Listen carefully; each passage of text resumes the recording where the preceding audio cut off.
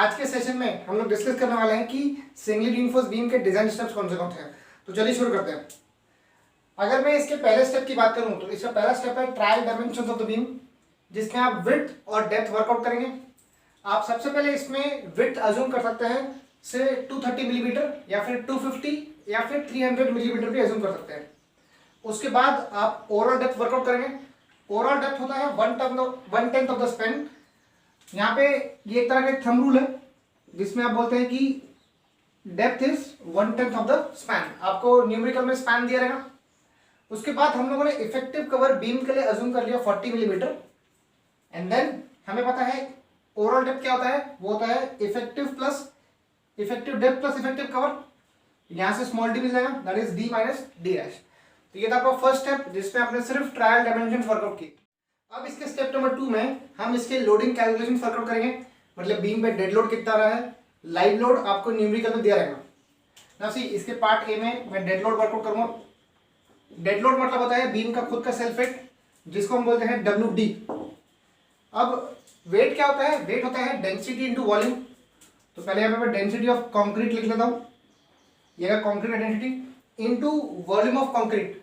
अब मुझे बीम का एरिया पता है, सो बीम का एरिया होता है capital B into capital D। ध्यान देना, डेड लोड कैलकुलेशंस आपको पर मीटर के हिसाब से करना है। That is you have to do this calculation for per metre. You have to do this calculation in per metre. So ये आएगा B इंटू D, इसका लेंथ है 1 मीटर। सो गामा कॉन्क्रीट की वैल्यू होती है 25 kilo newton per metre cube. Width आपने पहले स्टेप में अज्यूम किया समथिंग इन मीटर। डेप्थ आपने वर्कआउट किया था, वो भी आएगा मीटर में। तो जब आप वर्कआउट करेंगे आंसर, तो आपका जो भी आंसर आएगा वो आएगा किलो न्यूटन पर मीटर में। So dead load will always be in kilo newton per metre. Part B में आप लोग इसका लाइव लोड वर्कआउट करेंगे। अब यूजुअली आपको लाइव लोड न्यूमेरिकल में दिया जाता है, कुछ वैल्यू दी रहेगी इन किलो न्यूटन पर मीटर में। उसके बाद आप सी स्टेप में इसका टोटल लोड वर्कआउट करेंगे, जिसको मैं बोलता हूँ W क्या आएगा, it is dead load plus live load. And then आप इसको करेंगे फैक्टर्ड लोड में कन्वर्ट। सी फैक्टर्ड बोलो या फिर डिजाइन बोलो या फिर अल्टीमेट बोलो, बात एक ही है, जिसका नाम है WU। लिमिट स्टेट मेथड के हिसाब से आप क्या करो, टोटल लोड को गामा F से मल्टीप्लाई करो। मतलब गामा F की वैल्यू क्या थी डेड लोड और लाइव लोड के लिए 1.5। मतलब आपने क्या किया, आपने इस वर्किंग लोड को फैक्टर्ड में कन्वर्ट करने के लिए 1.5 से मल्टीप्लाई कर दिया। अब जितनी भी लोडिंग आपके सिस्टम में आ रही है उसके हिसाब से अभी आप वर्कआउट करेंगे उसमें मूवमेंट कितना आ रहा है, जिसको हम बोलते हैं factored bending movement. Now see limit state method में हर एक चीज फैक्टर्ड या फिर डिजाइन या फिर अल्टीमेट लोड या फिर मूवमेंट के टर्म में बात की जाती है। सो आपके पास एक सिंपली सपोर्टेड बीम है, ये एक सिंपली सपोर्टेड बीम है जिसपे यूडीएल के फॉर्म में लोड आ रहा है। वो लोड क्या था, लेट अस से WU, इसको बोलते हैं फैक्टर्ड लोड। इसका स्पैन क्या था, से L इफेक्टिव। सो बीम कैरिंग यूटीएल मोमेंट निकालने का फॉर्मूला क्या बनेगा, वो बनता है WL²/8। तो WU इंटू L इफेक्टिव का स्क्वायर/8। अगर आपको न्यूमेरिकल में इफेक्टिव स्पैन नहीं दिया हुआ है तो आपको इफेक्टिव स्पैन वर्कआउट करना पड़ता है, वो मैं आपको न्यूमेरिकल में बता दूंगा कि कैसे वर्कआउट करना है। सो हाल फिलहाल आप याद रखना, बीम कैरिंग यूटीएल मोमेंट निकालने का फॉर्मूला है WL²/8। इसके नेक्स्ट स्टेप में हाँ जी, एक बार आपको मूवमेंट मिल गया कि आपके सिस्टम में मूवमेंट कितना है, तो अभी आप अपनी डेप्थ चेक कर सकते हो कि आपने जो डेप्थ प्रोवाइड की है वो सेफ है कि नहीं है। तो स्टेप नंबर 4 में आप लिखेंगे चेक फॉर इफेक्टिव डेप्थ, जिसका नाम है बाय बेंडिंग मोमेंट क्राइटेरिया। आप इसको बेंडिंग मोमेंट क्राइटेरिया से चेक करेंगे। सी आपने जो यहाँ पर मूवमेंट वर्कआउट किया था, इतना सिस्टम में मूवमेंट आ रहा है जो कि जिसका यूनिट रहेगा किलोमीटर मीटर। ध्यान देना, जब इसको मैं चेक करूंगा इसका डेप्थ, तब क्या करना है आपको, अल्टीमेट मोमेंट को लिमिटिंग मोमेंट से इक्वेट करना पड़ेगा। ये लिमिटिंग मोमेंट एक पर्टिकुलर बैलेंस सेक्शन के लिए था। सो आपकी जो भी वैल्यू है वो किलोमीटर मीटर में, आप उसको 10⁶ से मल्टीप्लाई कर देना तो बन जाएगा न्यूटन मिलीमीटर में। अब ध्यान देना, लिमिटिंग मोमेंट के 3 अलग अलग फॉर्मूले हैं, Fe250, Fe415 एंड Fe500 के लिए। सो ये हमने ऑलरेडी प्रूफ किया था। पहला क्या था, 0.148 FC के BD²। दूसरा था 0.138 FC के BD स्क्वायर, तीसरा है 0.133 FC के BD का स्क्वायर। ये पहला फॉर्मूला किसका है? Fe 250 का। दूसरा फॉर्मूला किसका है? Fe 415 का। और तीसरा फॉर्मूला है Fe 500 का। अब इस पर्टिकुलर प्रोसेस में FC के आपको पता है बीम का विड्थ आपने अज्यूम किया था, स्मॉल d आपको वापस से वर्कआउट करना है। ये स्मॉल d आपका रिक्वायर्ड डेप्थ है, जो आपको रिक्वायरमेंट है जिसका। सो आप लोग इस प्रोसेस से स्मॉल d वर्कआउट करेंगे, स्मॉल d क्वेश्चन मार्क। सो ये जो स्मॉल d रहेगा वो आपका रिक्वायर्ड डेप्थ रहेगा। ये रिक्वायर्ड डेप्थ की वैल्यू आपने जो फर्स्ट स्टेप में प्रोवाइड की थी स्मॉल d की वैल्यू, उससे कम होनी चाहिए।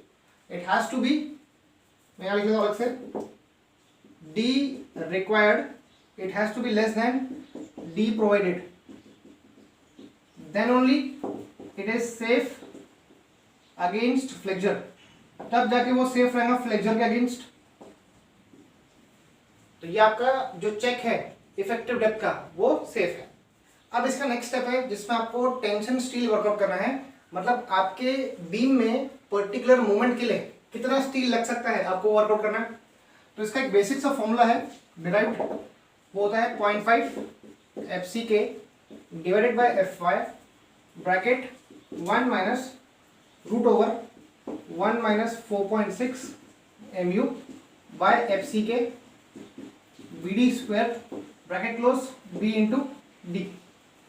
सो ये AST मतलब area of the tension steel निकालने का फॉर्मूला है एक पर्टिकुलर मूवमेंट के लिए, जिसमें आपको स्मॉल d कौन सा यूज करना है, जो आपने प्रोवाइड किया है, जो भी आपने डेप्थ प्रोवाइड किया है वो आपको यहाँ यूज करना है। तो आपको एरिया ऑफ स्टील मिल जाएगा, the value will be in millimetre square. तो ये आपका AST। अब आप क्या करेंगे, आप नंबर ऑफ बार्स अज्यूम कर सकते हैं इसमें, और उसके बाद आप डायमीटर वर्कआउट कर सकते हैं। ना सी, अगर आपका AST का वैल्यू, अगर आपका एरिया ऑफ स्टील से 1000 मिलीमीटर स्क्वायर से कम है, ठीक है, आपने इस प्रोसेस से इसको वर्कआउट किया, आपकी वैल्यू 1000 से कम आ रही, तब आप एक काम करना, तब आप अज्यूम कर लेना नंबर ऑफ बार्स से 3, तब आप 3 बार अज्यूम कर लेना।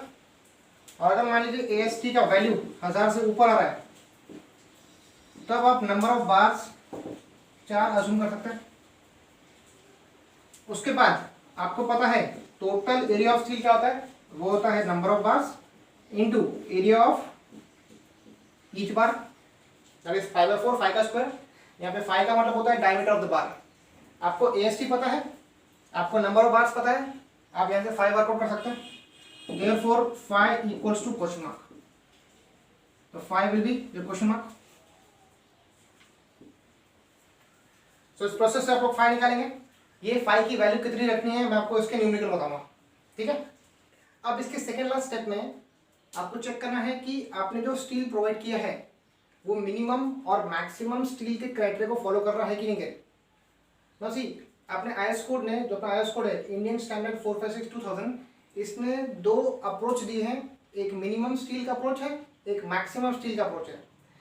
आपको आपके बीम में कितना मिनिमम स्टील प्रोवाइड करना है उसका एक फॉर्मूला दिया है।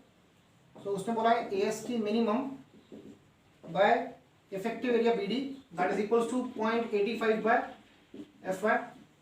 तो आप यहां से AST मिनिमम वर्कआउट कर सकते हैं। ये फॉर्मूला आपको कोड के पेज नंबर 47 पे मिल जाएगा, जिसका क्लॉज नंबर है 26.5.1.1 पार्ट A।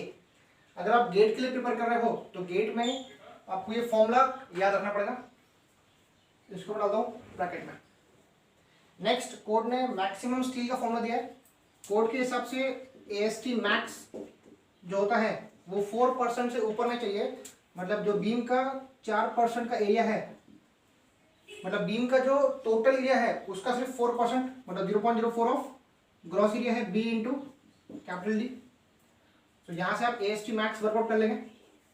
अब है ना, आपका AST मिनिमम आ गया, आपके पास AST प्रोवाइडेड है जो आपने प्रोवाइड किया, आपके पास AST मैक्स है। मिनिमम स्टील और प्रोवाइडेड स्टील यहाँ पर प्रोवाइडेड स्टील की वैल्यू मिनिमम से ऊपर चाहिए and this provided steel it has to be less than maximum steel. मतलब जितना जितना आप स्टील प्रोवाइड कर रहे हो वो मिनिमम से ऊपर चाहिए, मैक्सिमम से छोटा चाहिए, then only it is okay. अब इसके लास्ट स्टेप में आपको इसके रीइंफोर्समेंट डिटेल्स ड्रॉ करना है।